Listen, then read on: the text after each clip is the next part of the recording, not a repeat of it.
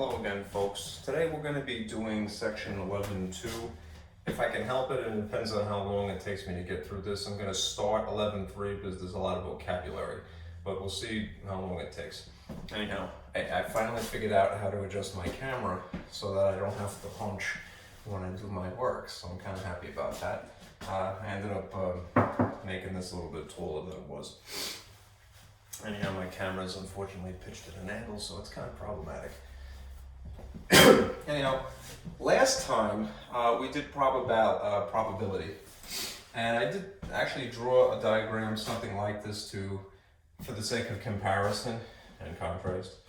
These are the points that are important in terms of probability, and you will see how things are going to be different for odds. It's important that I start with that again, all right, and then I'm going to give you a worksheet or a formula sheet basically to calculate. Anyhow, let's see.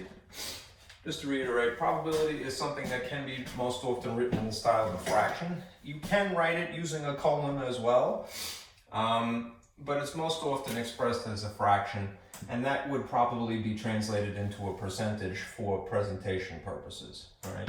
To explain, there's a 50% chance, there's an 80% chance of what have you, rain, all right, to another person, all right? It gives a person a more warm, familiar feeling when you express something out of 100, all right, which is what a percent is. Probability has a maximum and a minimum, which means that it can be 0, or it can be 1, right? Or be something in between those, right?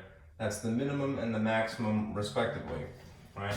Never beyond that. How come? Because this is 0% and this would be 100%. Right? In terms of probability, there's nothing greater than 100% certainty of something. Anyhow, the sum of all possible outcomes is equal to 1. All right, so if you had several probabilities, they should add up to that amount, right? Whatever the fractions are. By contrast, by comparison, it's really contrast is the appropriate phrase. You can write odds as a fraction, right? But just like I'm saying, mostly here, mostly you will not see that, right? Mostly, these are written in the style of a ratio. A ratio is less strict, right? When you're comparing them to a fraction. A ratio is the more general case. A fraction is a more specific example of a ratio. Anyhow, it is a comparison between two things. But when I use this phrase, I mean that you will see a colon, right? So rather than something like this, an obvious top sitting on a line, and then an obvious bottom, you would see something written like this, A colon B, right? And this is referred to as A2, all right? If you're going to say it in English, A is to B, Let's see, next thing. Never express these as percents, because that is misleading, all right, if you do that, all right? Because of the nature of odds, the way that they're presented, sometimes it's an improper fraction. And if you had an improper fraction, naturally you would have something that exceeds 1, all right? Which would mean that it exceeds 100%, and that's not possible in terms of probability, all right? Or anything related to it, all right? Let's see. All right, odds are presented in terms of good or bad.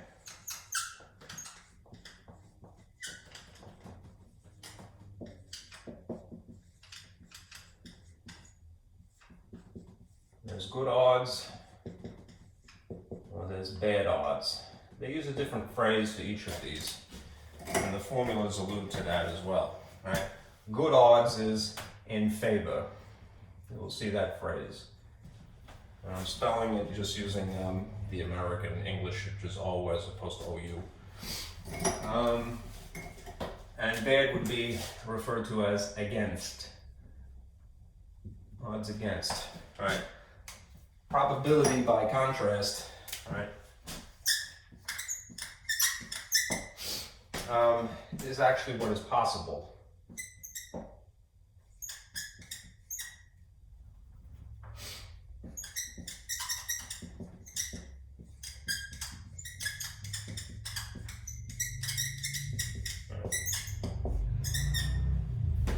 why have this alternate way of writing things in favor or against beta or good odds? It has to do with payout, right, which is for the purpose of gambling, quite frankly.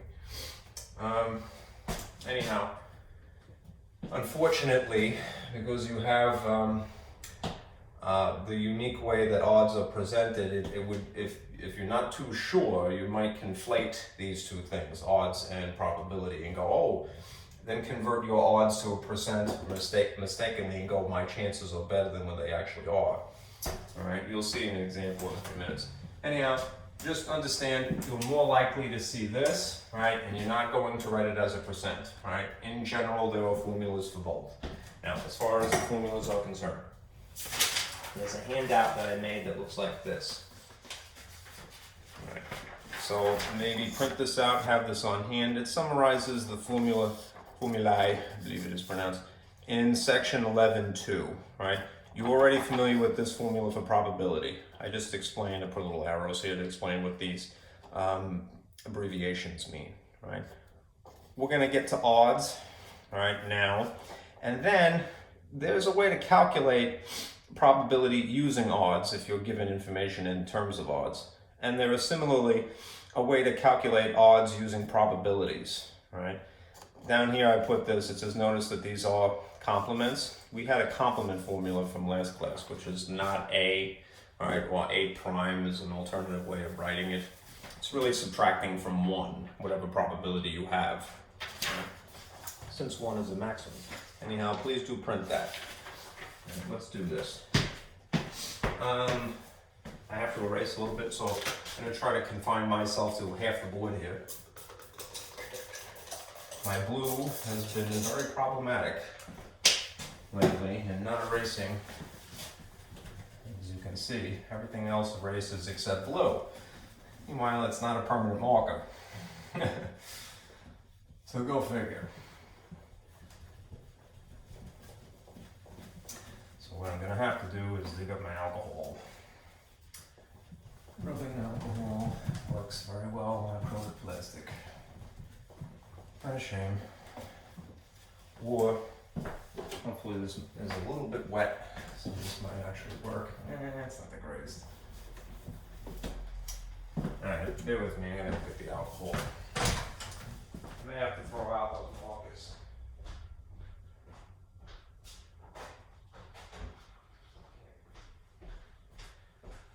Can't pour endless amounts of alcohol onto a board here.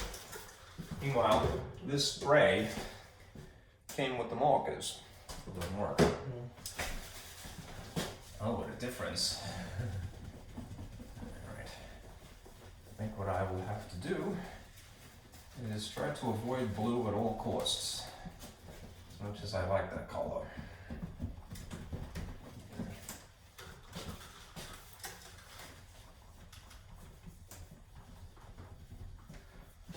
This is very tedious.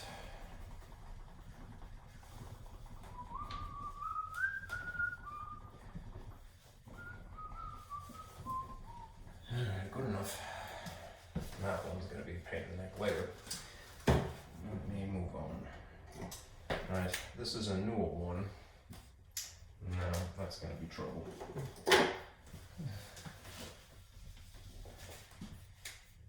That's the newer one. Okay, that probably writes a little bit better. So I'll try to limit myself to just that. Let's see.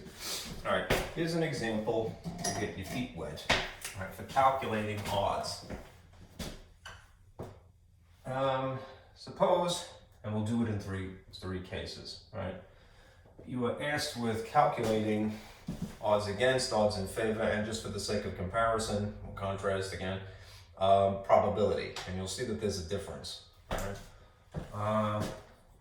Rolling a 4 on a fair die, meaning it's not rigged.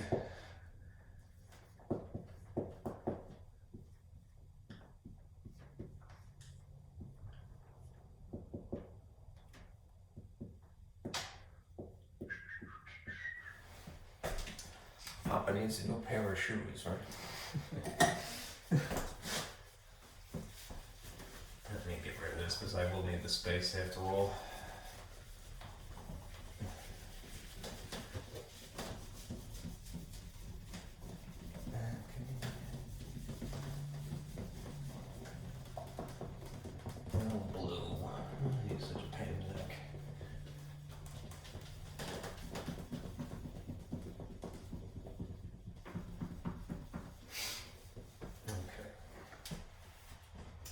Let's see, let's start with red.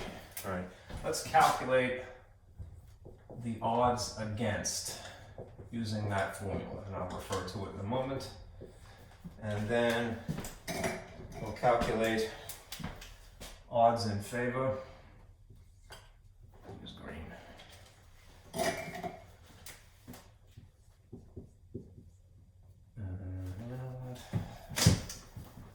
Don't put green next to red. That's hard for people who are colorblind to distinguish. So I'm going to use this newer blue marker. Hopefully it's not corrupted yet. Odds in favor.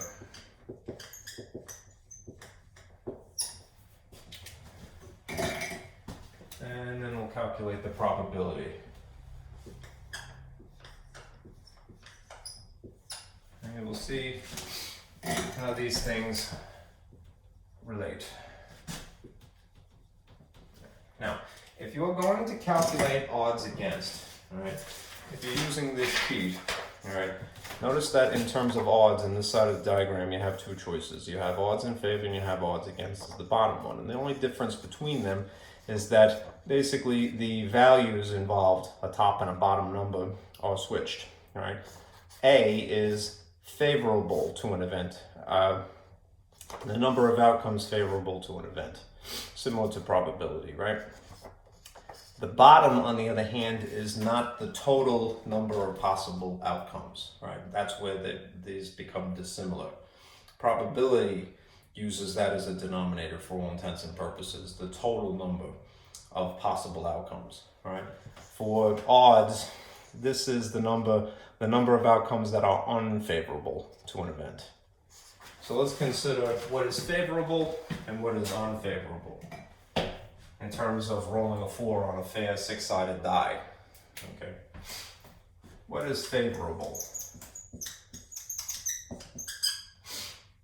The number of favorable outcomes.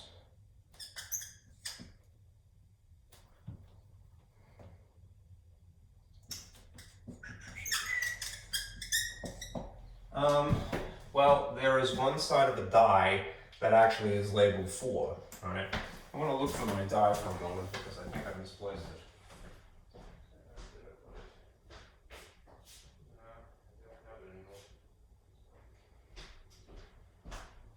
It's assuming that a die is normally 6 sides. I know this is a Rubik's Cube, but it is a cube, all right? And it has 6 distinct sides that are, colored. If a cube has 6 sides, all right, only one of them is actually labeled 4, all right? So in terms of the number of favorable outcomes, there's just one in general. Right? As for the number of unfavorable outcomes,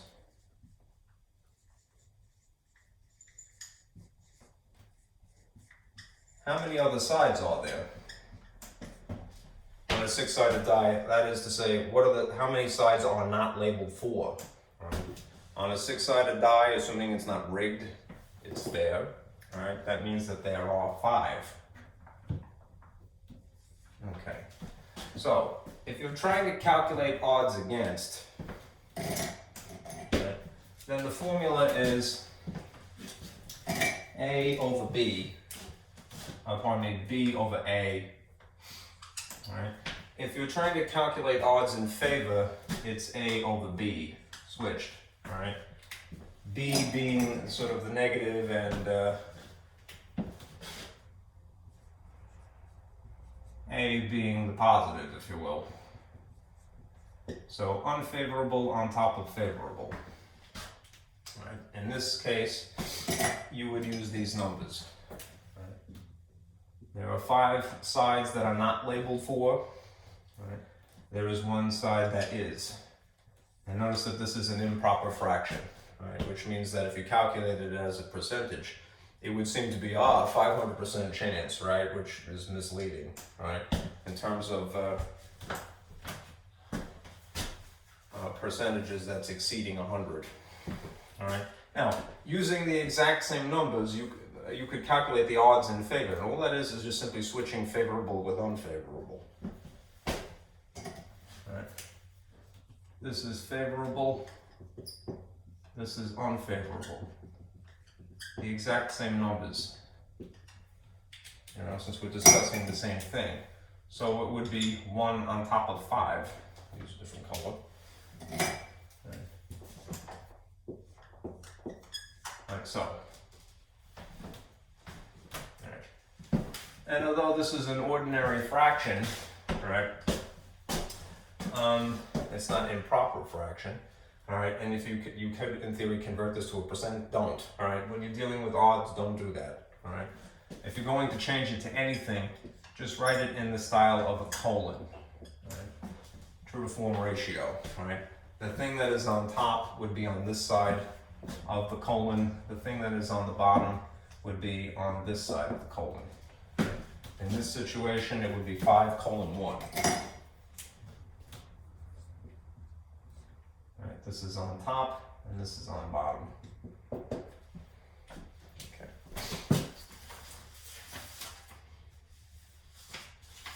Now, incidentally,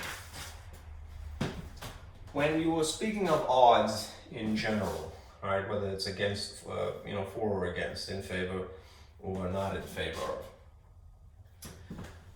if you're going to use an English word to imply in a very subtle way that you're talking about odds and not probability, associate or affiliate these two words with the word to.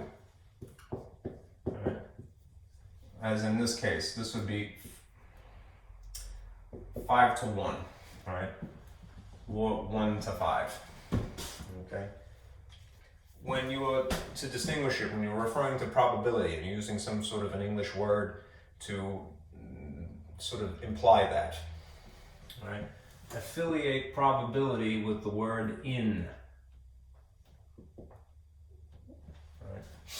Or perhaps the phrase out of, right? More likely in. They're not, even though people will do this innocently all the time, use one in place of the other synonymously. To is for odds, in is for probability, okay? All right, now if I were to calculate the probability,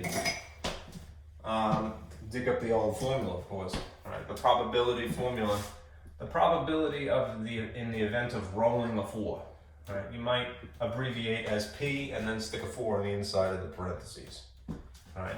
And in terms of its formula, you want to know the number of outcomes favorable to rolling a 4, which is abbreviated as such, all right? And then the number of sides in the set, or sometimes they refer to it as a sample space. That is the total number of outcomes. They use an S here for set, all right, or sample space, the same difference, all right? What's the set of all possible outcomes for rolling on a 6-sided die? 1, 2, 3, 4, 5, 6. That means that in terms of numbers, this is 1. Let's see if that's in the frame of the camera. It's very close to the edge here. 1. And this is 6. Okay. And already, although it's very minute, you see a difference, right? 5/1, 1/5, 1/6. And this is the only one, the probability, that would actually be appropriate to convert to a percentage, all right? To make it more palatable to whoever you're talking to, all right? So what is that? 1/6 is approximately, I think I wrote this, 17%, something like that. Yes, all right. This is about a 17% chance. That is what is actually possible in terms of rolling, okay?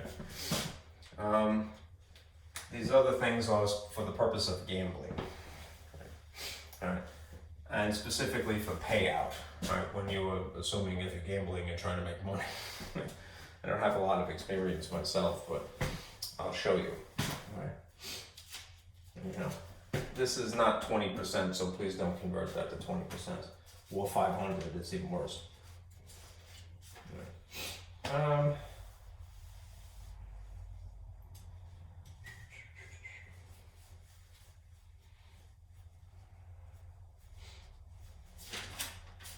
Let's discuss payout, and let me erase this if I can.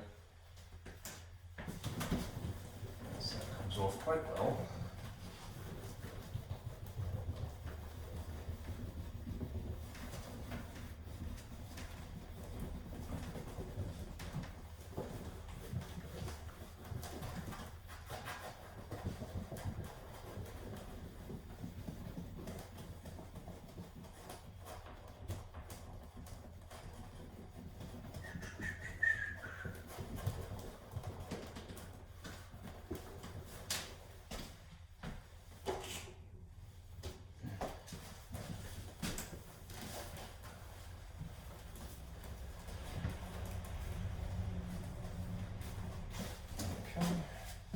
All right, now as far as payout is concerned, let's use the last example.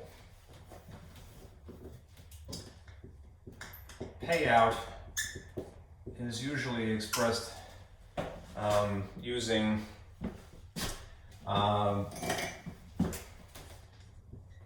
odds against, right, of the two that you have. Right. And we'll use the example of what we just had, 5 to 1. Right.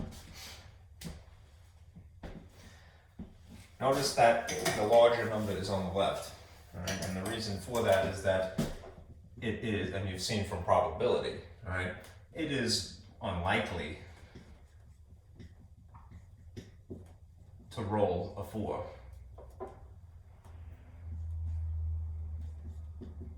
On a fair die.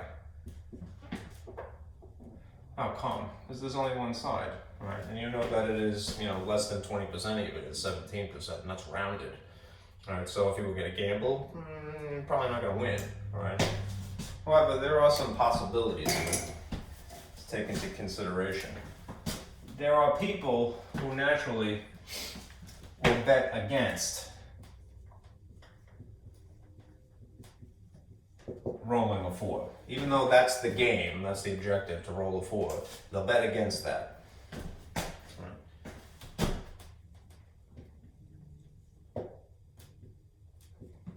And then there are those who are trying to, you know, try their luck, right? They're going to bet on it.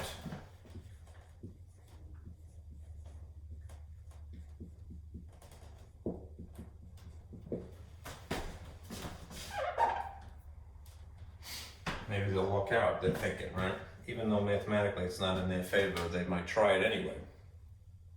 Right? Well, there's two possible things that may happen, right? Let's say hypothetically that 4 occurs in spite of their betting against it, all right? What does that mean? It means that they lose, right? This particular person loses, right? And then as a result of that, what do they have to do? They lost $5, right? Because of the ratio here, right? They basically lose $5 as a result of that. Let's just say that for every $1 bet, right, you would bet $1. Let me get a mess out of my diagram. I don't like to do this.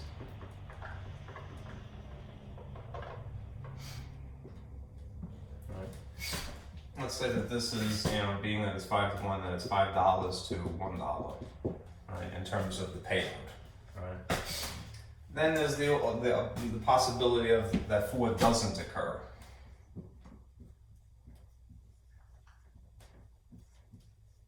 What does that mean? It means that they win, right? But because they're gambling in the sense that they have the advantage, all right? they're not going to win as much, all right? Because most people will, be betting that this is not going to happen, since rolling the 4 is unlikely. So what are they going to win? They're going to win $1 is the way it works out. All right? Then there's this situation, the people who are really taking a chance here. All right? Let's say this happens, that a 4 does occur. All right? What does that mean? It means that they won. Right? But in their case, because they're betting against something very unlikely, what they're going to win is that they're going to win $5, as opposed to lose $4. All right? And then alternatively, there's the situation that is more likely, which is that 4 doesn't occur. In which case they lose. But what do they lose? They lose $8. Okay.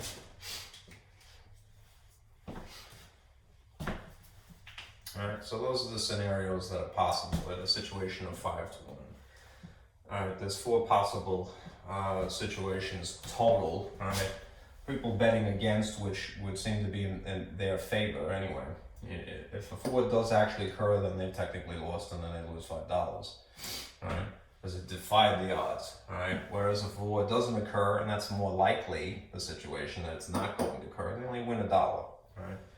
On the flip side, if you're betting on rolling a 4 because it is unlikely, it's not in your favor really that that's going to happen. If it does occur, you're going to win more money. All right? You'll win $5. But if it doesn't occur, which is probably what's going to happen, all right, you will lose. But you're only losing $1 in that case. All right. I don't gamble too often if it's if it's obvious, which is why I probably would lose anyway. All right. Let's see. Let's do another example.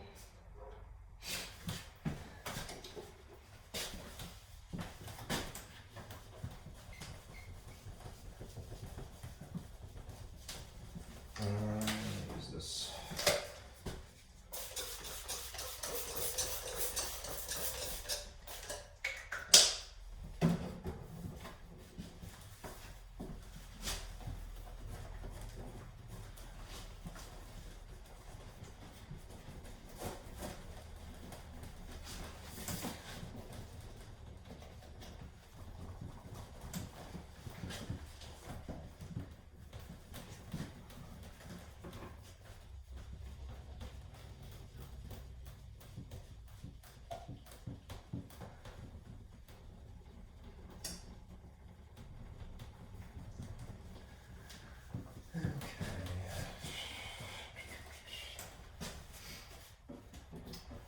We're at paper towel, we'll be right back.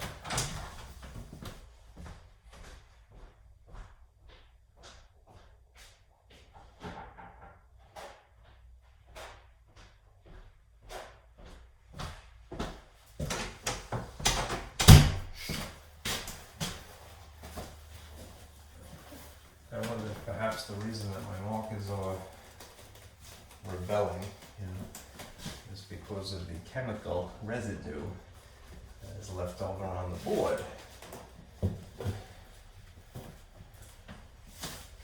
Perhaps. All right.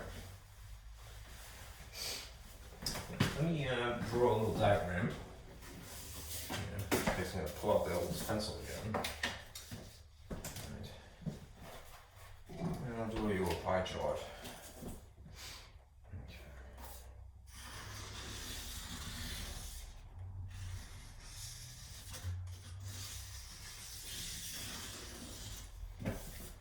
Better circles have been drawn, undoubtedly.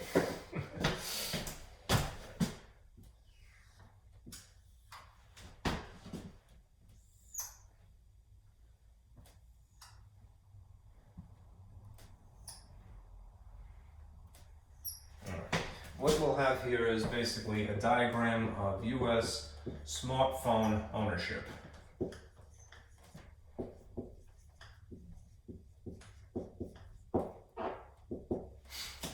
And the largest piece of the pie here, in terms of usage, would be Apple phones, right, at 42%.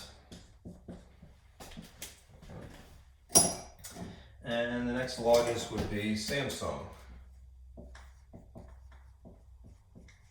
which is something that I would subscribe to and make good phones. LG would be next. LG has, well, what year is this? In theory, this is likely changed. This is data from 2014. LG, with all due respect to anybody's phone, I have to tell you, my least favorite. I've had bad experiences with them. I hope I don't get sued now. All right. And then Motorola, which I'm just going to call Moto, right? Because it's trendy. All right. 6%. HTC, 6%. 5 rather. And then other, whatever that is, Ericsson perhaps, if they still make phones. 13%. If in theory you add all these percentages up, they should be 100% total. Right now, if a smartphone owner is randomly selected,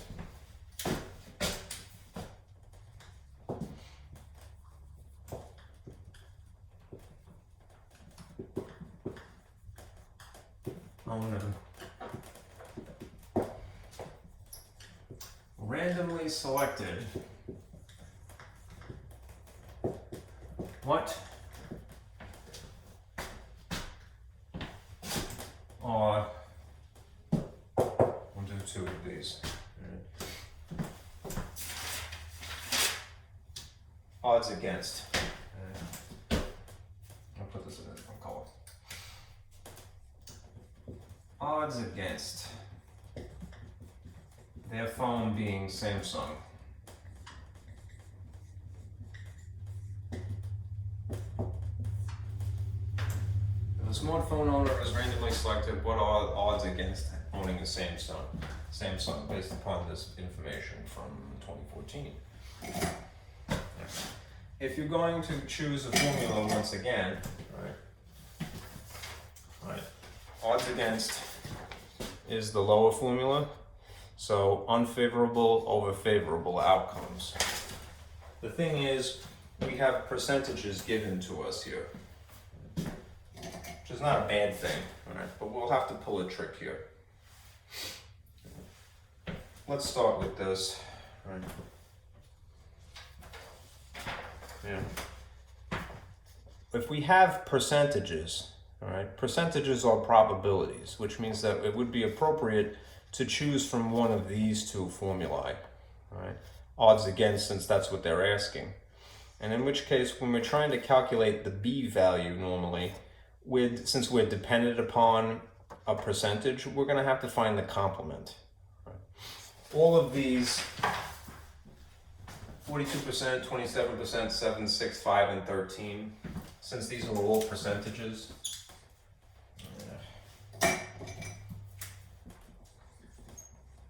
that means that they're all probabilities, legit probabilities, right?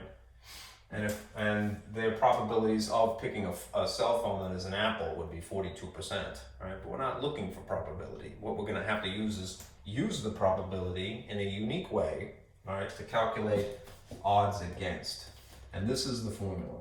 If it's normally B over A, that's unfavorable over favorable. The transformed version of this would be using probability. So we would have to subtract from 1.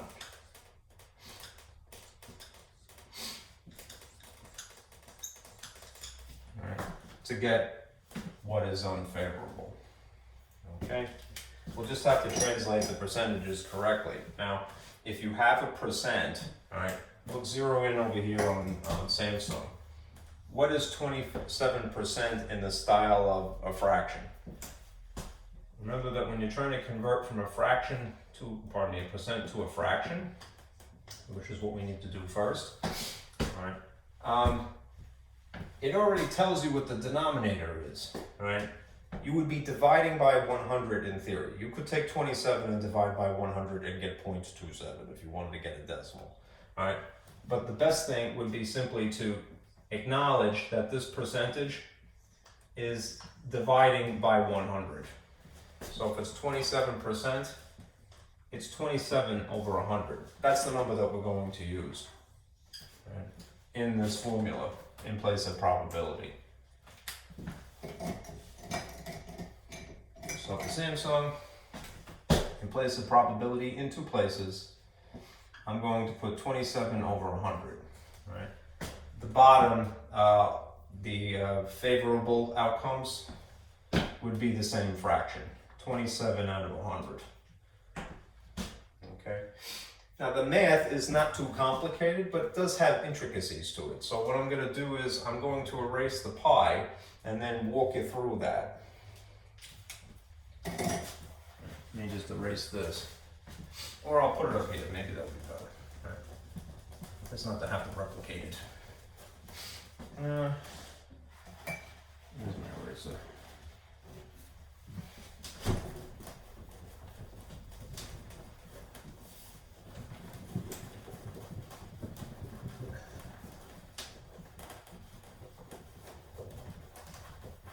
Here is the minutia of how you would straighten this out.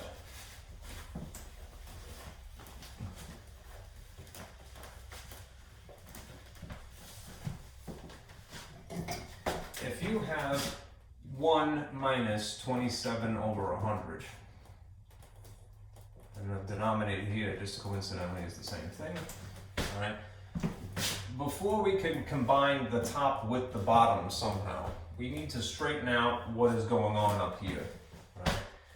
Notice that we have a whole number and we have a fraction. In order to do this, ideally what we would need to do for the sake of subtraction, would be to change one whole, and this will always be the case, into the equivalent using this denominator.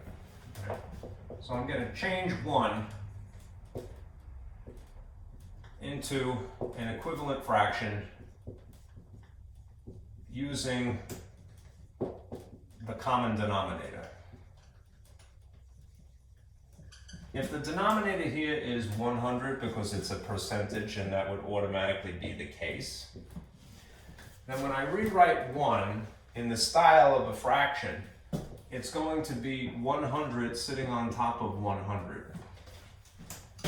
If this was 50, then I would make the 1 50 over 50. If this was 7, then I would make this 7 over 7. Whatever the denominator is here, and for percentages it has to be 100, I'm using 100 over 100. So then I'm going to have to subtract 27 over 100. Once you have a common denominator, remember, for addition and subtraction of fractions, right, you just do the tops, right? You need to match a denominator first to see what the tops ultimately are, all right? But you only add or subtract the tops, right?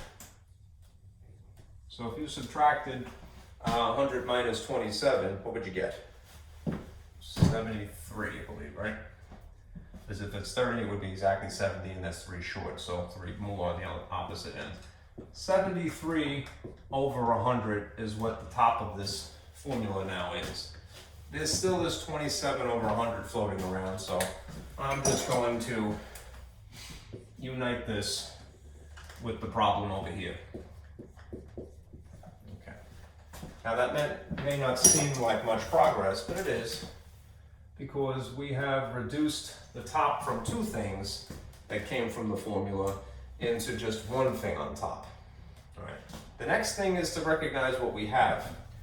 We have basically 1 fraction sitting on top of another fraction. It is no longer adding or subtracting fractions. What it is ultimately at this point is dividing fractions.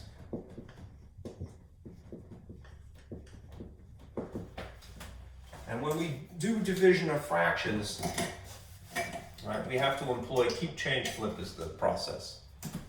Remember that. Keep, change, flip. That is an instruction to keep the first thing as you see it, change the operation from division to perhaps ironically multiplication, and then you compensate by flipping the second fraction upside down, right? This is stacked vertically. It would be referred to as a complex fraction if you wanted to be technical. What I'm going to do is I'm going to write it out more horizontally, and I'll do that here.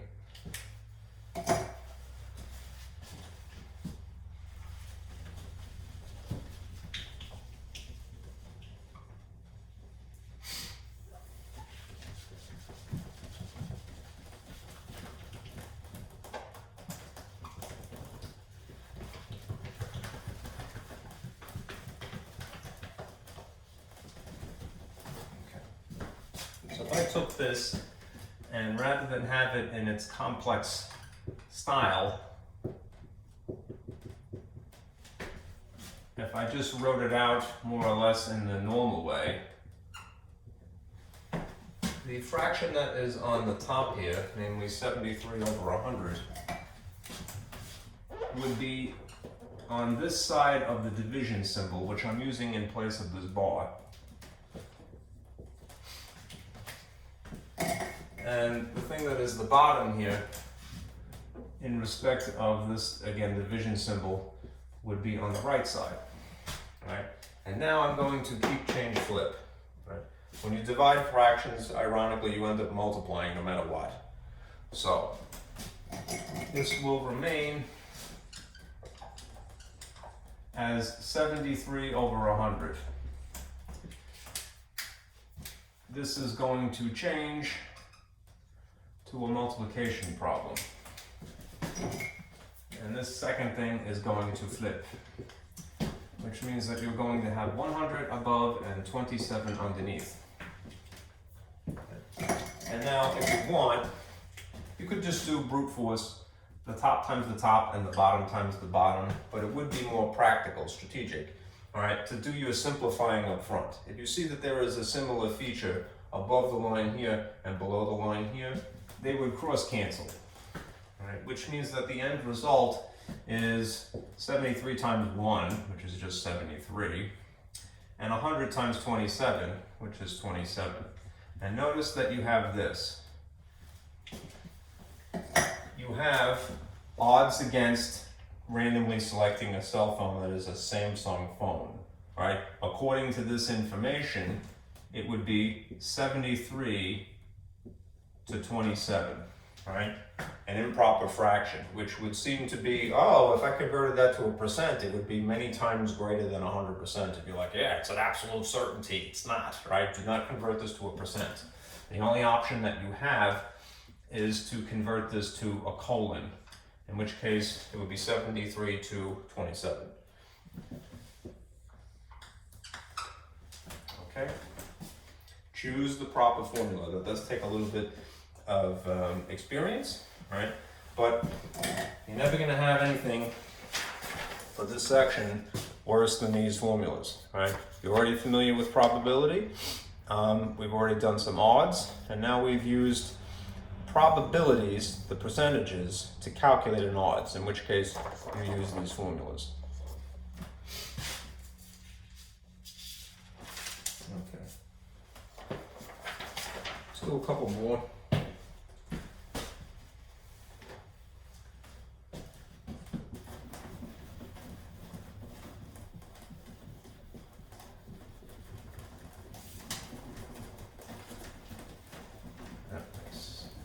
So much better now.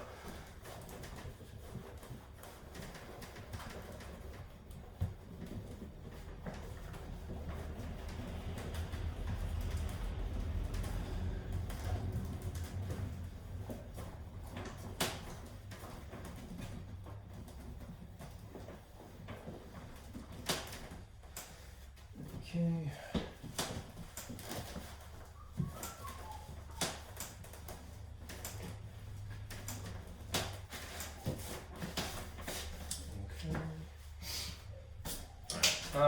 Yeah, I'll speed this up a bit. Using a deck of 52 playing cards.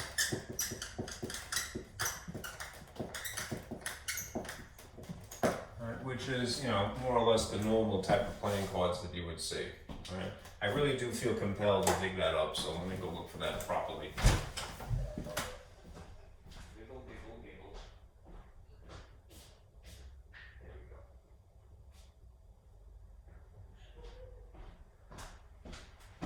we go. I know what happened to my dice. I put them away because I robbed them from my Monopoly game. I don't want to lose them. Anyhow, deck of playing cards. All right.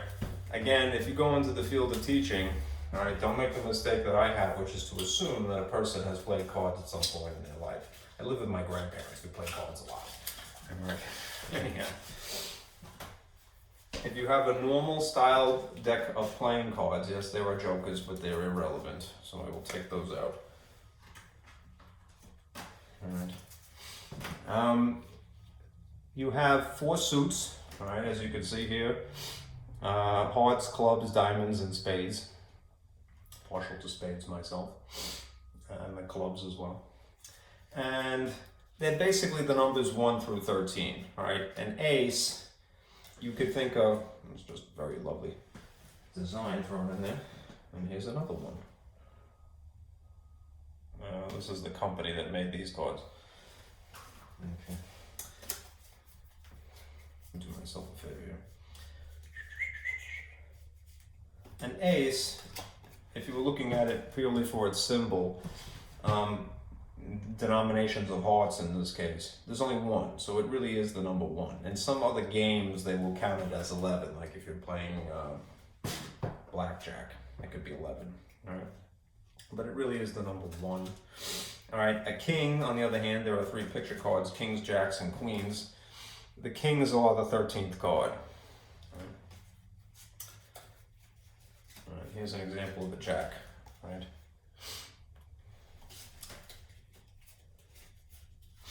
And here's the queen of hearts. All right. Anyhow, if there's 4 suits, that means that there's 4 hearts that are, there's 4 queens, right? There's 4 kings, and there's 4 jacks. There's 4 aces, there's 4 2s, there's 4 10s, there's everything is in there's 4 of each type. All right. And if you know that, then you could go through this pretty quickly. All right, let's determine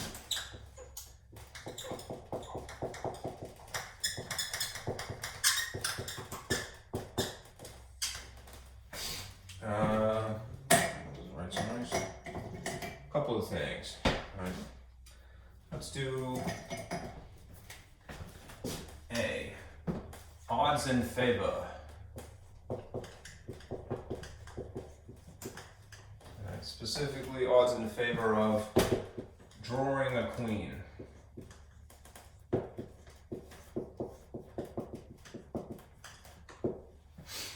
Alright, it's a non-specified suit, so that wouldn't, you have to make assumptions about that. It's just a queen. And again, drawing a card is just the act of randomly, not strategically, so just randomly going, okay, whatever it is, it is. Alright? It's like me doing this, not looking. All right, but going, let me randomly draw a card here. That one. Is this your card? It's a 4 hearts. Great. All right. Anyhow, if we're talking odds in favor, all right, then the odds in favor formula, all right, is A over B, all right, which means that it's favorable outcomes over unfavorable outcomes. All right. How to determine that? Well, again, if it's not being too specific, it says vaguely referring to queens. How many queens are there in a regular deck of 52 playing cards? There's 4, right? So favorable would be 4. All right. Unfavorable is not the total. That's again the distinction between odds and probability. Probability would say, well, what is the total possible outcomes? In which case you'd use the number 52. All right. All right. In this case, all right, this number that is unfavorable is the difference between the total and that which is favorable. All right, together they are what is unfavorable.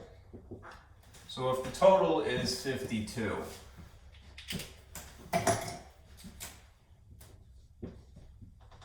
and you know already that the favorable outcomes is that there's 4 queens,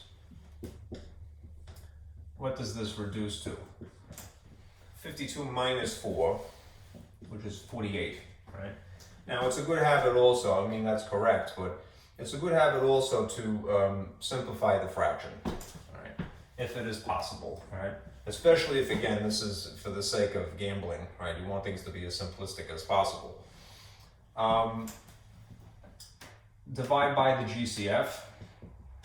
Both of these numbers are ideally made of the factor of 4. That's the best choice. So when you're simplifying, it's 1 on top and it's 12 on the bottom. Odds in favor of drawing a queen are 1 to 12. Okay. The probability of drawing a queen is 4 out of 52, right, which would be 1 over 13. There would be not as good a chance of it really happening. Don't make this a percent. Make it a colon. Okay. Here's another one. This writes nicely, yes, good. Okay, let's calculate odds against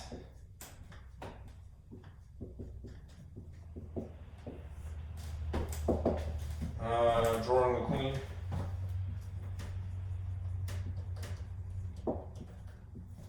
We already have all the numbers that we need, so this task will be a lot easier. And again, they're not really being specific. All right, the formula for odds against is just the odds in favor switched. So it's your B value above your A value. Right? What is unfavorable is on top, and what is favorable is now on the bottom. We already figured out what it is to be unfavorable. Right? It's the total minus the favorable. Right? Is what is unfavorable. So we're just going to borrow this number 48. The conditions really didn't change. They didn't specify some other type of queen, so it's still favorable, it's still 4. And if you reduce it in the style of a fraction, it's an improper fraction. Don't make it a mixed number. Just divide by its GCF, in which case it's just 12 over 1 again, right? Those numbers, but oriented 12 on top as opposed to 12 on the bottom, right? What are the odds against? It's 12 to 1. That is the proper way to write that, right? Do not make this a percent. Okay. All right. Let's see. Do one more of these. Let me erase this.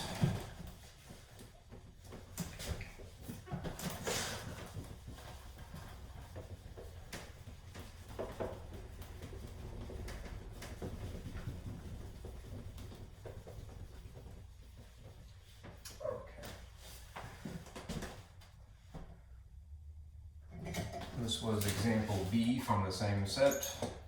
So let's call this next thing C.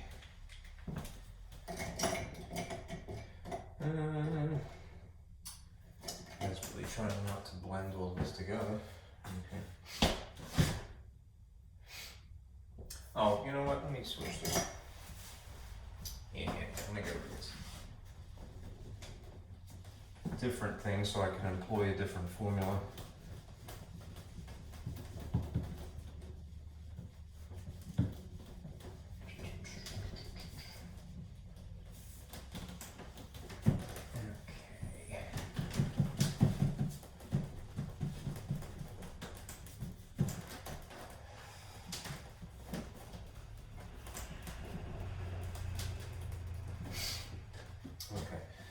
Switching gears here, let's calculate probability again, but let's calculate probability given information that is odds.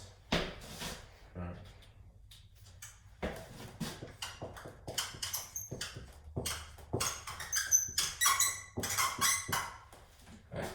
Let's say that we are presented with this information. Odds against, so negative, being admitted. Let's double check check that this is legible. Mostly.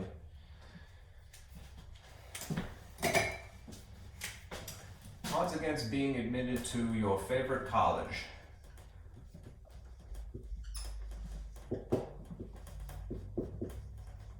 Are 9 to 2. This is so sad. Let's calculate the probability given a set of odds. And let me just take this opportunity also, all right, to point something else out. All right, again, on this form, if you want to calculate a probability given odds, then here's the formula for you. All right. The number of outcomes favorable to the event is going to be the top number. All right. The bottom is that you would have to calculate the total. All right, and it's not given to you. It's more or less disguised in this case. All right. The total number of possible outcomes would be the A value and the B value added. Right. So we'll use this one. The probability of being admitted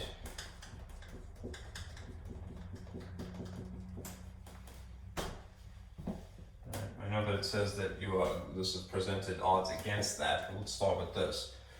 All right. This is A over A plus B. All right. If you at the same time want to calculate an alternate probability, the probability of not being admitted.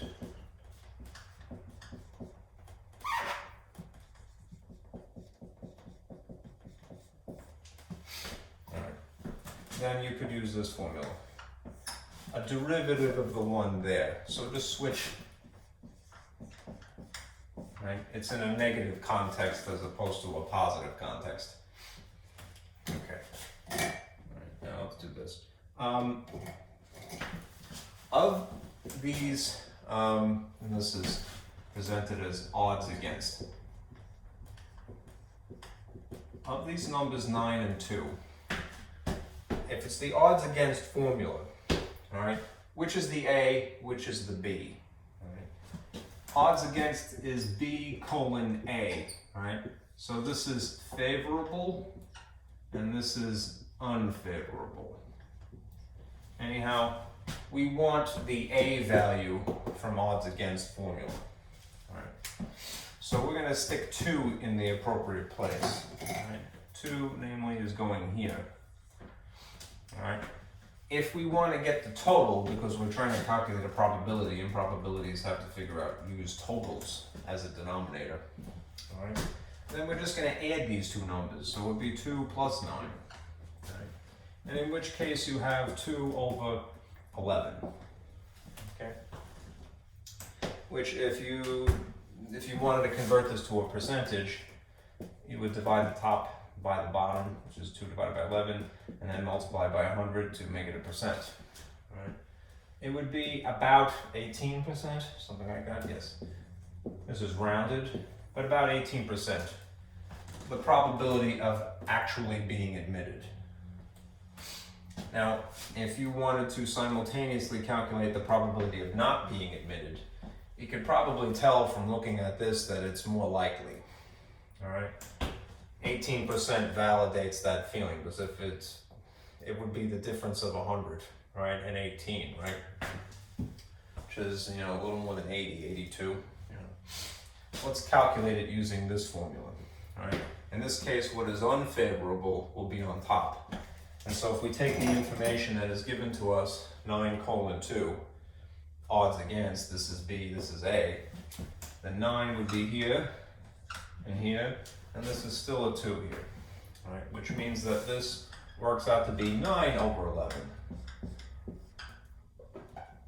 And yes, this is a percentage, so I can appropriately make this into this is a probability, so I can make a percentage. This is approximately 82%.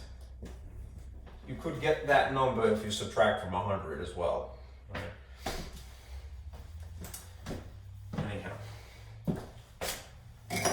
Okay.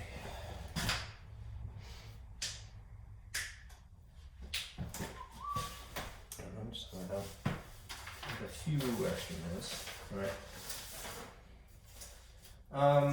Let me show you what I was going to do for 11.3. I don't really have enough time to do that right now, but 11.3 is some terminology. So what will need to happen is basically print out another one of these sort of diagrams to collect the information.